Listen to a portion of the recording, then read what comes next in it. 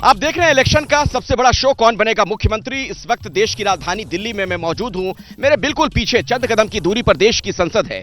शीतकालीन सत्र का आगाज हो चुका है, हलचल वहां भी तेज है। लेकिन जो 5 राज्यों में विधानसभा के चुनाव हुए उनके नतीजों पर लगातार चर्चा हो रही है और बड़ा सवाल बना हुआ है कौन बनेगा मुख्यमंत्री। छत्तीसगढ़ में कौन बनेगा, राजस्थान में कौन बनेगा, मध्य प्रदेश में कौन बनेगा, इससे भी हम टटोलने की कोशिश कर रहे हैं, समझने का प्रयास कर रहे हैं तमाम एक्सपर्ट्स के साथ, अलग अलग दल के नुमाइंदों के साथ। लेकिन इन सबके बीच अभी की बड़ी खबर मैं आपको बता दूं कि हार के बाद राजस्थान कांग्रेस में जबरदस्त हलचल है।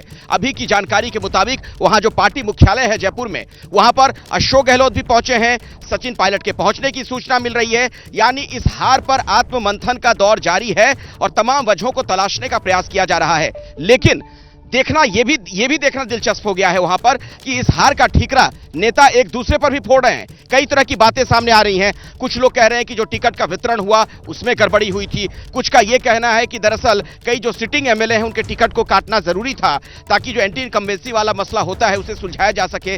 लेकिन यह सब वक्त रहते हुआ क्यों नहीं, यह एक बहुत बड़ा सवाल बना हुआ है।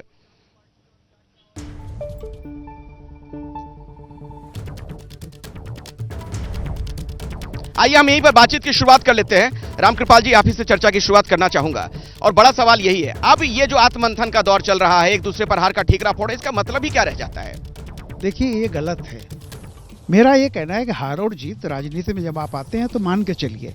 जैसे अभी देखिए, हमारा ऑस्ट्रेलिया से जो था, हम 10 मैच जीत गए थे, फाइनल हार गए।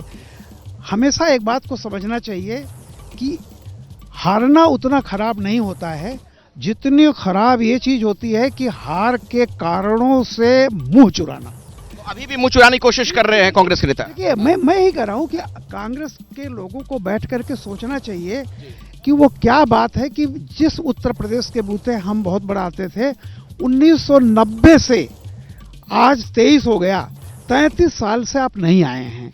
वो तो सर रामकृपाल जी, वो तो छोड़ दीजिए, ये जो हिंदी भाषी क्षेत्र है, हिंदी हार्टलैंड जिसे हम कहते हैं, हिमाचल छोड़ दीजिए, तो कांग्रेस है कहां? मैं वही कह रहा हूं, तो उसको बैठ के देखना चाहिए कि गलती कहां हुई है।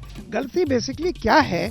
मैंने हमेशा, आज से नहीं 10 साल से मैं कह रहा हूं कि कांग्रेस कभी रीजनल पार्टियों को बैसाखी बना के चलती थी।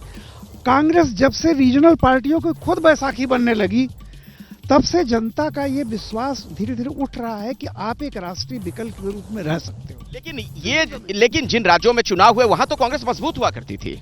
कांग्रेस मजबूत रही, लेकिन आपने पिछले रिकॉर्ड देखे, खासतौर से 2014 से आप देख रहे हो, तो जहां जहां उसका सीधा बीजेपी से मुकाबला है वहां उनका प्रदर्शन खराब रहा है। यदि लोकसभा के चुनावों को देखो तो 190 में से 19 सीटें उनके पास आती है, 20 सीटें उनके पास आती है। तो भारतीय जनता पार्टी के साथ उसका सीधा मुकाबले में वो मुश्किल होती है। क्षेत्रीय पार्टियों के साथ फिर भी उनका जितनी सीटें जो आई हैं वो उन जगह पर आई हैं जहां पर भारतीय जनता पार्टी से उसका सीधा मुकाबला। आगे चर्चा करूंगा।